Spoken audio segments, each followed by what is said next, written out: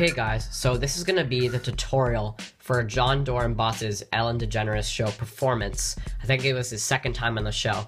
This is going to be the tutorial for those couple of card tricks he did. So for the first one, what he did was he had the six of spades chosen, and he basically did a triumph effect where he had the six of spades shuffled into the deck, face up and face down cards, and then he looked through the deck, snapped his fingers, and then the entire deck was straightened out except for the six of spades. So I'm going to teach you guys how to do that right now. And also before you start, take out all these spades, because I'm going to teach you guys this trick without the spades. This is going to be my variation without the spades, because what Jon Dorenbos does, he does have the spades in the deck already prearranged for the second trick, which he does, but he probably is doing a bunch of fake shuffles and false cuts. Those are pretty hard to do. So my variation is I'm going to take these face up into my pocket. So this is going to be my pocket. Just pretend this is my pocket. I'm going to put them face up in my pocket. So if I wanted to grab them, I'd grab them like this out of my pocket. If I turn my wrist, they would be face down. So I'll put them face up in my left pocket. Now the six of spades is on top of the deck, ready to be forced with a riffle force. Keep a pinky break right next to the six of spades. Wherever Ellen said stop, he forced the six of spades, just like this. Then he did this false cut. He had her place it back in the deck, kept a pinky break, just like this. What he did, he took half of these cards, he set them to the left, and then the rest of the cards above the break to the right. All these cards to the left, and then all these cards to the right. And in fast motion, it should look something like that. Kind of like that, but probably a lot better than what I just did. So that's pretty much how to control the six to the top of the deck. So now he does triumph, where he takes the cards first, and then what the heck just happened? So he takes the cards first, shuffles them together like this, keeping the six of spades on top. And then he'll just show Ellen all these cards are normal. Then he takes the bottom half of the deck, turns it face up, shows the cards. Six of spades is still here. What I'm about to show you is, this is exactly what he does, but he just does this 100,000 billion times faster than I do, and I have no idea how he does it. It's just because he's super skilled. So he basically shuffles the cards, keeps that six of spades on top as they shuffle. Then he pushes them together, and then he's going to slide over that top card to the other pile like this. Then he's going to strip out all the cards. Like literally he's going to pull them apart so they don't shuffle. But then he's going to take this and put it on top of this one. And then he's going to act like he's pushing them together, just like this. And what that does is now you have the six of spades here, face up cards, and face down cards. And what he does now is he cuts about half the cards over like this. And then he does this thing where it makes it look like the cards are mixed up. It's just a nice convincer. It doesn't really do anything to the deck. All you're doing is pretty much what you just saw. You're going to cut about half the deck over here, riffle off some cards, put them farther up here, just like this, and then just put everything back together, like this. And that pretty much does absolutely nothing. Now, how to actually fix the deck, there's going to be a natural break in the cards next to two face-down cards like this.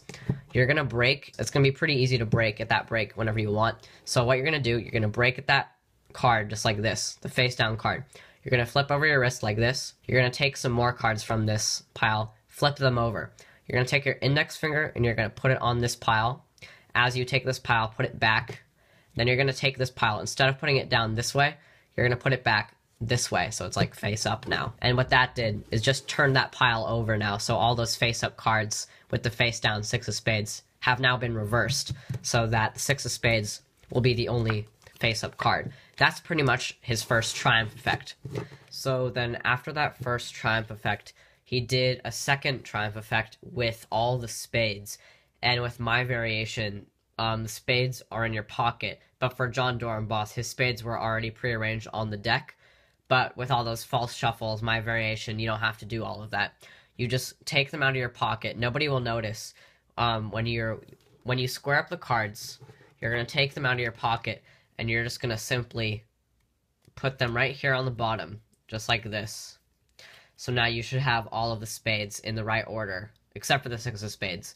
All the spades right here on the bottom of the deck. And then what he does, he says, okay, we're going to make 4 piles. So what you're going to do, you're just going to take all the spades. And this is to yourself. You're just going to take all the spades and set them face down as the first one.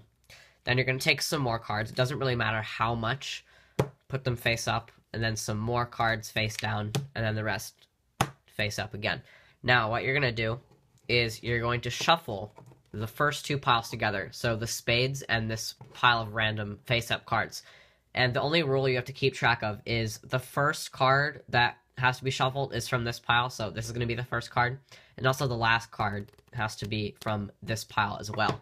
So I'll give you an example of what I mean. So the first card has to be from this pile. So first one, then really do shuffle the cards, but the last one has to be also from this pile. Just like that. And then you really do push them together. You can have the spectator push them together. Now what you have are the spades shuffled in these random cards. Now what you do is spread those cards out, have the third pile turned face up, and ask the spectator to literally just like push together these piles of cards. And they can really do this. They can really just push together the piles. They just cannot turn those cards face up and face down, because then that will mess up the other side, which you have already, the spades preset. And now also for this, still have this pile face up, make sure they don't turn anything face down. You say you could take little parts of the pile and toss them in different parts of the deck. So I'll just do that randomly. That's what Ellen did.